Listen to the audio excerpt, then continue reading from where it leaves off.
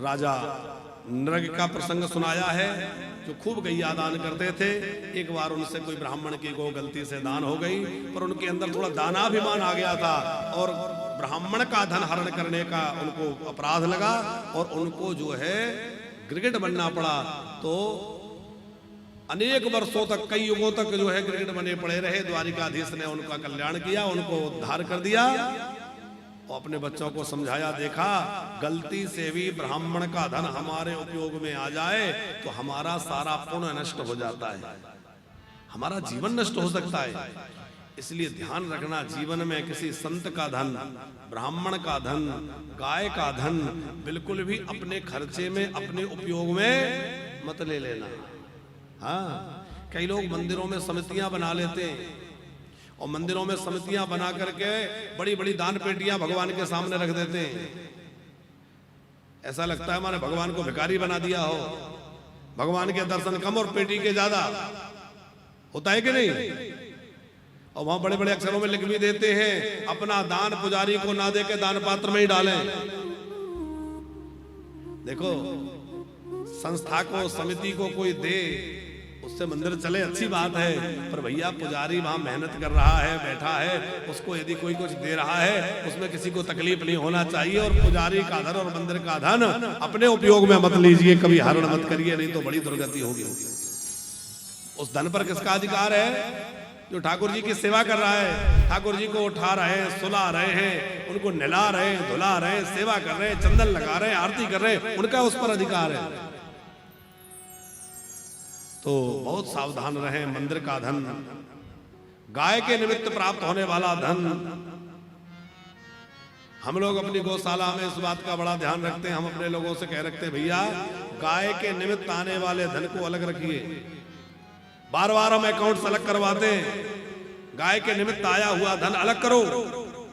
हालांकि अभी एक बात आपको बताएं कि गौशाला में जो खर्च है उसमें से लगभग 60% धन ही मुश्किल से आ पाता होगा। जो सेवाओं के नाम पे, दान के नाम पर जो गायों के निमित्त आता है, कितना आता होगा? आता 60 रुपए हो, खर्चा कम से कम 100 रुपए। तो मुश्किल से 60% आता, 40% हमें और दूसरी व्यवस्थाओं से जुटा के उसमें लगाना है।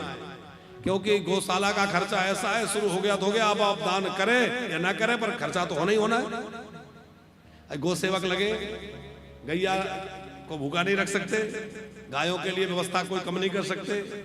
खारा पानी है तो वहां उनके लिए पानी का फिल्टर प्लांट लगाया गया है, बिजली का खर्चा, कर्मचारियों का खर्चा, खली चुनी, ये वो तमाम। अभी वहां हमें, आज हम गए थे, हमारे गुप्ता जी ने गोदान किया, खूब आनंद से गौ माता का पूजन किया। तो हमने अपने लोगों से कहा, भाई यहाँ कुछ ज्वार वगैरह पहले बरसिन बो रखी थी कुछ भूमि में, तो हरी ज्वार जो है अब गर्मी में हो जाएगी, गायों को हरी चारा मिल जाएगा।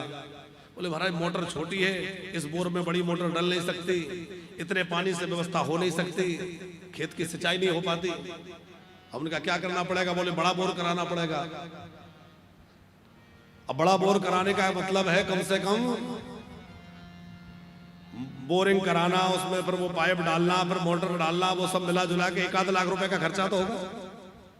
लेकिन अब गायों के लिए व्यवस्था तो करनी,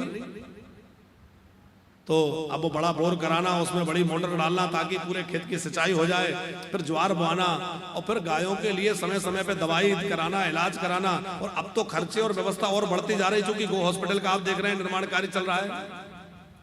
आप टेलीविजन के माध्यम से भी आज देख पा रहे होंगे स्क्रीन पे कि जो शेड का काम चल रहा है उसका स्ट्रक्चर लगभग खड़ा हो गया है, उसमें थोड़ा बहुत काम बचा है, चल रहा है।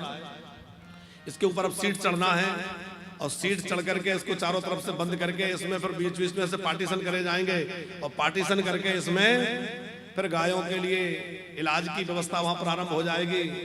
गायों का ऑपरेशन भी हो सके, जिसका पैर टूटा है, हड्डी टूटी है, उसकी हड्डी को ठीक किया जा सके। जो गाय खड़ी नहीं हो सकती उनको मशीन के द्वारा वो खड़ी करने के लिए लाई जाए, जिससे वो अपने पैरों पे खड़ी नहीं हो सकती तो मशीन के द्वारा उसको खड़ी करी जा सके। तो ऐसी सब व्यवस्था वहां कर रहे हैं, तो लगातार खर्चे तो होते ही है कि नहीं। अभी भी गौ सेवा के निमित्त जो धन या राशि आती है वो उतनी पर्याप्त नहीं है जितनी गाय में या गौशाला में वहां खर्चा हो रहा है, पर ठाकुर जी और गैया मैया देखो व्यवस्था सब करती है। अब हम ये तो नहीं कि हम अपने घर से लगा रहे हैं, हम कहां से लाएंगे, पर गौ माता कृपा करके कहीं ना कहीं से चला रही है। हम तो ये कहते हैं भैया कि ये सब वैभव जितना जो कुछ दिख रहा है ये सब गैया मैया की कृपा है, गौ माता ही कृपा करके सब भेज रही है। अब वो चाहे गाय के नाम पर हो चाहे अन्य किसी नाम पर हो, पर कृपा गौ माता की, संतों की कृपा है। तो गौ माता किसी का उधार नहीं रखती। गौ माता के निमित्त 1 रुपया भी कोई खर्चा करता है तो गौ माता उसको हजारों हजार गुना करके लौटा देती है, क्योंकि गाय कभी किसी का रखती नहीं है। भगवान श्री कृष्ण कह रहे हैं बच्चों, जब कहें भगवान कह रहे हैं तो जरा दे दिया कोई, सुखदेव जी कह रहे हैं तो ना हम हला हला मन्ने विषमया स्वप्रते प्रिया ब्रह्मस्वं हि विषम प्रोक्तम नास्य प्रतिविधिर्भुवि। भगवान श्री कृष्ण कह रहे हैं बेटा देखो बच्चों ध्यान से सुनो, हलाहल वृक्ष पीने वाला व्यक्ति बच सकता है, समय पे इलाज मिल जाए, दवाई मिल जाए, जहर पीने वाला व्यक्ति बच सकता है। लेकिन जिस व्यक्ति ने ब्राह्मण का धन खा लिया, गाय का धन खा लिया, वो किसी तरह बच नहीं सकता, वो चाहे जो कर ले। और न केवल अकेला वो मरेगा बल्कि उसका पूरा कुल खानदान नष्ट हो जाएगा। इसलिए भैया ध्यान रखना, कभी भी संत का धन, ब्राह्मण का धन, गाय का धन जीवन में उपयोग मत करना। स्वदत्ताम परदत्ताम ब्रह्मवृत्तिम हरेश्चया 60 वर्ष सहस्राणि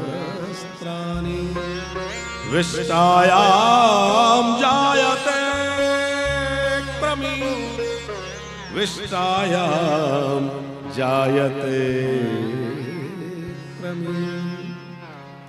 जो अपने द्वारा दिया हुआ हो या किसी और द्वारा मिला हुआ हो, ऐसे प्रधन का हरण करता है, वह 60,000 वर्षों तक विष्टा का कीड़ा बनता है।